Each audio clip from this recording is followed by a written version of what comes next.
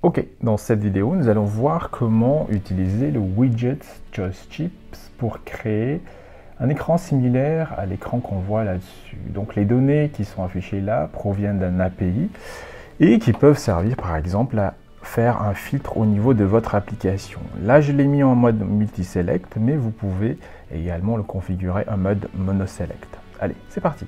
Comme l'idée est d'utiliser des données dynamiques, donc généralement une donnée dynamique, ça provient d'un appel à un back-end, nous allons utiliser comme back-end aujourd'hui le back-end DuMi.json. DuMi.json, c'est un back-end fictif qui vous permet en fait de créer des simulateurs d'applications.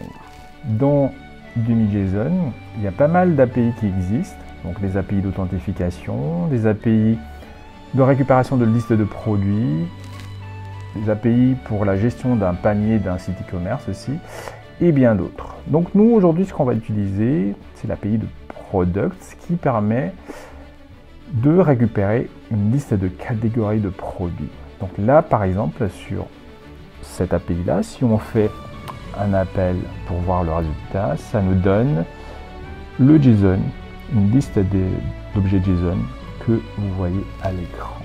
Donc pour pouvoir faire cet appel-là, ce qu'on va faire, on va configurer l'appel à l'API dans Flutterflow. Donc première étape, on va dans API Calls dans l'onglet Connect.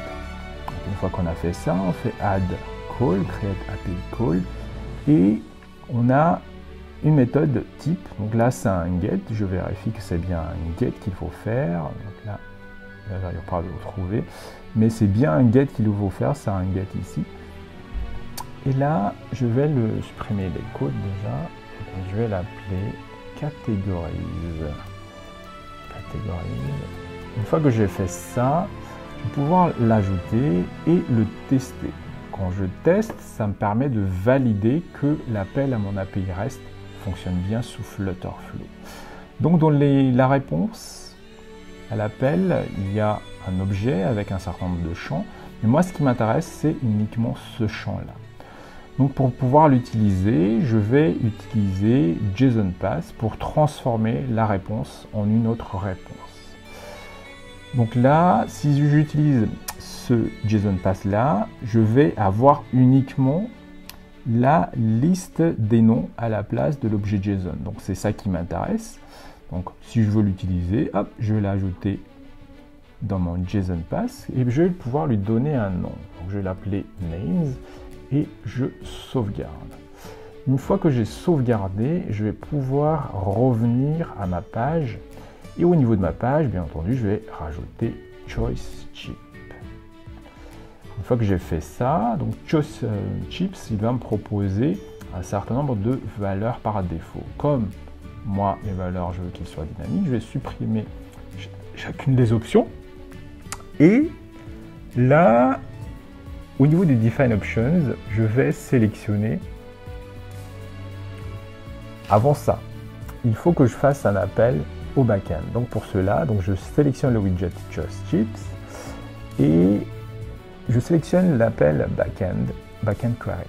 Donc je rajoute add query et là j'ai plusieurs options, mais comme l'appel c'est un API call, donc je vais sélectionner API call et là normalement il y a bien l'appel à l'API que j'ai défini tout à l'heure qui apparaît. Donc je vais sélectionner catégorise et je confirme. Une fois que j'ai fait ça, je reviens dans le menu propriété et c'est là que je vais pouvoir cliquer sur Define Options pour utiliser la réponse à l'appel à mon API. Donc ça, ces petits triangles là, c'est pour indiquer que je peux faire appel, je peux utiliser la réponse de l'appel à l'API.